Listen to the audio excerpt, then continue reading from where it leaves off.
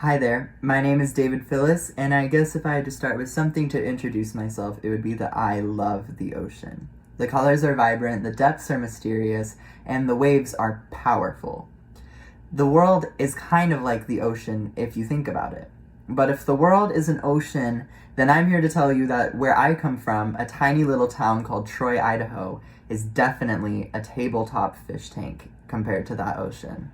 In Troy, I found a love for beautiful habitats, vibrant colors, and the sense of security one might find in a tiny little fish tank. But I did have some problems. I had to watch out for sharks in that fish tank, even though sharks happen to be my favorite ocean dweller. I even wear them on my socks. Sometimes people reduced me to the size of a plankton, like the character from my favorite TV show, SpongeBob. And as we know, plankton isn't really the most liked. And another thing that bothered me was that everyone knew everything about everyone. At times, I felt like a fish out of water because of what made me different. I'm a boy who has a strange voice but likes to sing.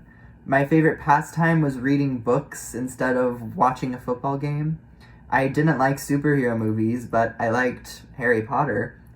And while being different isn't always a bad thing, it took me some time to learn that. And a fish in the ocean that I like that's different is the mandarin fish. What makes it so different is its way that it protects itself. It's crisscrossed with hazardous colors and stripes like a chameleon, which by the way is my favorite land-dwelling animal, and it holds a piercing gaze of golden orange, which also happens to be my favorite color like I wear on these sunglasses. The mandarin fish has its place in the ocean nevertheless, and people love it. People love looking at the mandarin fish. People have it in fish tanks sometimes, but just like me, they don't really like to be put in fish tanks.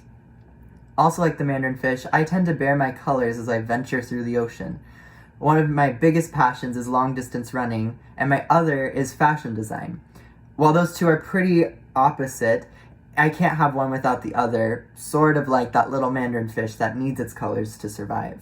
One day, I plan on getting a degree in textiles, apparel, merchandising, and design with an emphasis in sportswear design to help my two worlds meet.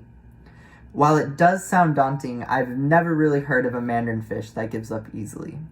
And don't worry, I've saved the worst about myself for last.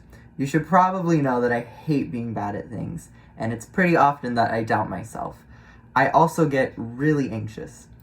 And while none of these traits are good, I love to hear about people and their stories because it helps me learn more about this crazy ocean that I have to navigate.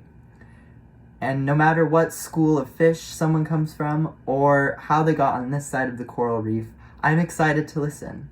I'm especially excited to hear more about your stories this semester. And I hope everyone has a great day. Thank you for listening.